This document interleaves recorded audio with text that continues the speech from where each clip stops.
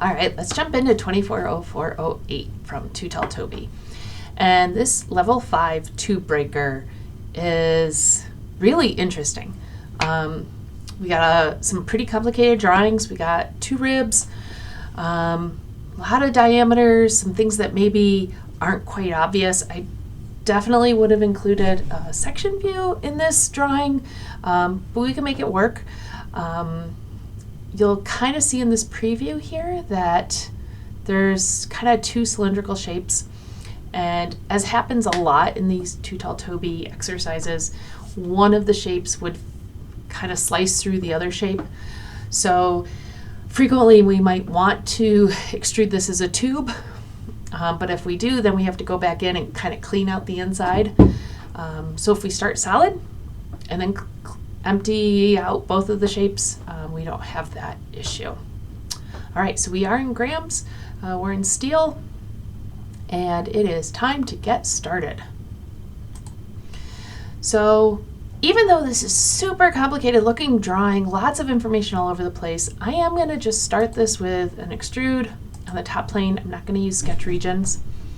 All of the dimensions are based off of this main cylindrical shape. So we're just going to add a circle, and right now I'm just making this bottom plate. So I want the smallest diameter. It's on the right side view here. I'm going to do it like that. Middle click, and we'll set our smallest diameter to 25. And then I'm going to add the shape around the outside. I could do a rectangle with some fillets added to it, but let's use the palette tool and find a rounded rectangle. Double click, place it, and we don't want it centered. We don't want it really on any of these we don't want it to click to anything. We need it to like dimension on its own. Yeah, something like that. We'll have to place the dimension when we've got it placed. Okay. So overall height is 80. Overall width is 120. The radius is 15. And the distance behind that central tube is 30. And we are placing it, we're not using this dimension, we're using the side dimension. Couple of ways to do it. One of my new favorite ways is to hold down Control and select multiple and drop the dimension on that way. 73. Okay, so there's all our starter geometry. I'm not going to add the holes, I'll add those a different way. And we'll hit check mark. So this goes up 12, as shown in the right side view. You always kind of look and see whether everything's based off the bottom or kind of the middle. So everything's based off the bottom, so I want to have that consistent top plane. Let's go ahead and start with the big tube. So, I just said that, and now I need to change it. I actually started to sketch on the top surface. I want to sketch on the top plane. Then when I extrude it, I can give it the full depth. I can project this inner circle.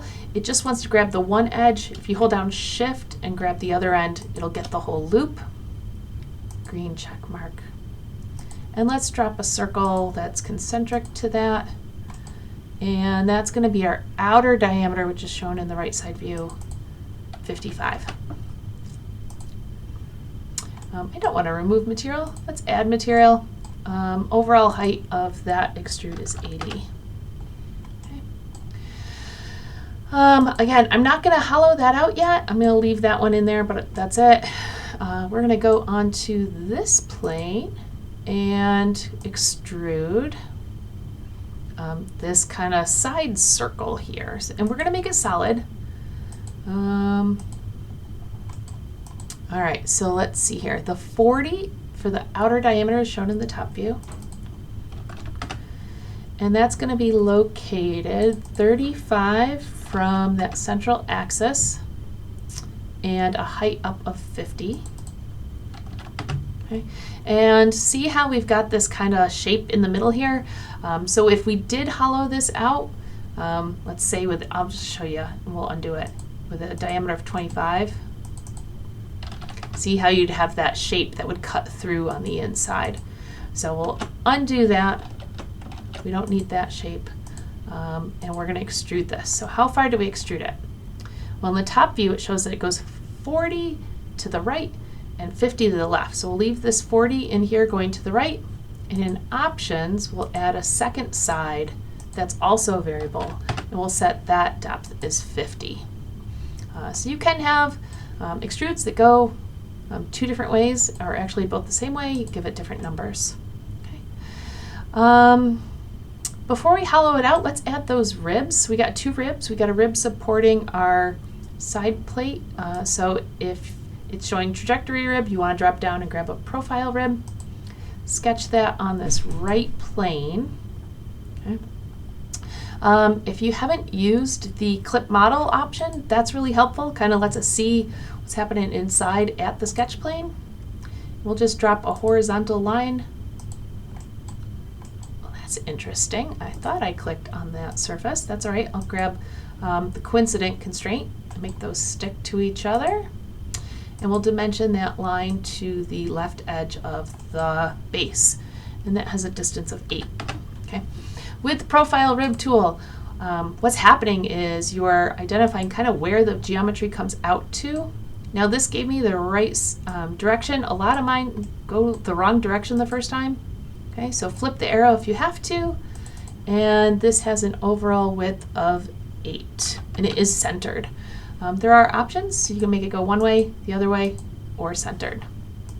We're going to add another profile rib onto the front plane. And this one is just going to be a line that is adjacent over here to the edge of the bottom of the part, sticks to the edge of the main cylinder, and that gets dimensioned with this angle of 56. It looks like it comes right up here to the edge. It's really close, but not quite.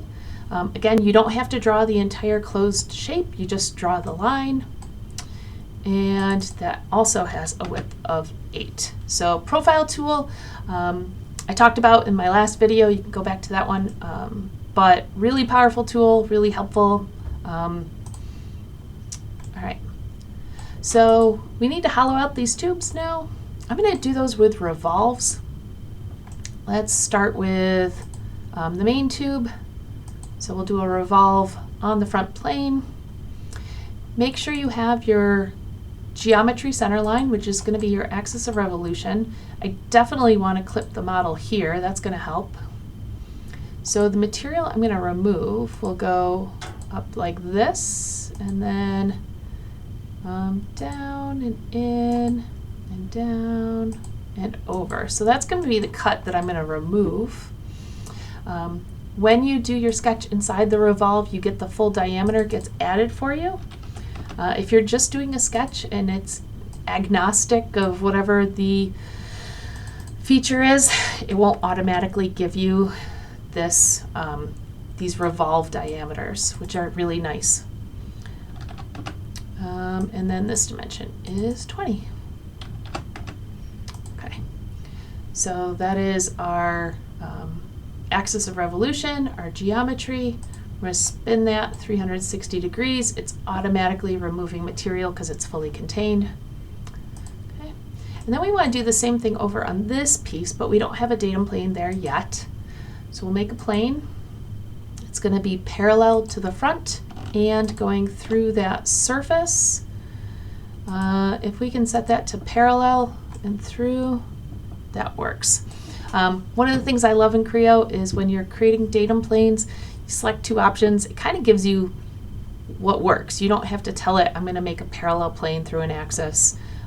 It kind of gives you the options based on what your references are. Okay. All right, on that datum plane, we are going to revolve. Again, I definitely want to use that clip model. It's going to just kind of help make things a little clearer. Add that datum center line. I don't have an axis showing up. Let's get that axis showing up. There we go. All right, and we are going to come in at an angle, and the dimensions on this cut are interesting. it's pretty obvious I have this diameter on the left side of 33, and I have a diameter on the right side. Oop, something got a little weird there. What happens if I make this one 25? There we go. And maybe that actually wasn't that obvious when you first started. The hole going through this tube is narrower on the right side than it is on the left side. So in this front view, you can kind of see that taper and that 8 degree. Let's get that 8 degree in there. Right, so we've got 25 on the right side, we've got 33 on the left, we got 8 degree angle taper in there. When you are revolving, make sure that the line that's on the center line is continuous. So we do run into issues when we're revolving if I were to break this into 2 separate lines. Okay. So again, we are removing the material inside there, and notice how it's cutting out that main tube. All right, we are so close. So the last thing we want to do is add these counterbore holes. There are 3 of them, not 4. Start by creating a sketch. And we're just going to locate where those holes are going to be located by using datum points. So I'm going to select the arc, wait till it highlights the points, and then put a datum point on the center. And use those holes to place, or pardon me, use those points to place our holes. We're going to use simple drilled holes with a counterbore. Want to make sure the sketch or shape tab is open. The hole diameter going all the way through is 6, and that is a through hole. The depth of the counterbore is 4, and the diameter of the counterbore is 12. Okay. All right, so kind of challenging to read through there. Maybe I made it seem easier than it was. That was the second time I've done this part. So it always gets easier the second time. We're looking pretty good. We're gonna try our value. And fantastic. All right, so you'll see that I previously did this in just about 20 minutes, cut the time down significantly the second time through. The second time through something is always easier. Really interesting part, so much. It really feels like you want to start by making these tubes, maybe one or the other, but a lot of times when you have any of these geometries that's intersecting each other, start with the big outer shapes and then remove the inner shapes as a separate feature. Otherwise, you're going to have to come back and do them again anyways. Don't forget the power of the rib tool. Don't forget that clip model option. Okay. So a lot of fun things in this level 5 Too Tall Toby challenge. Take care.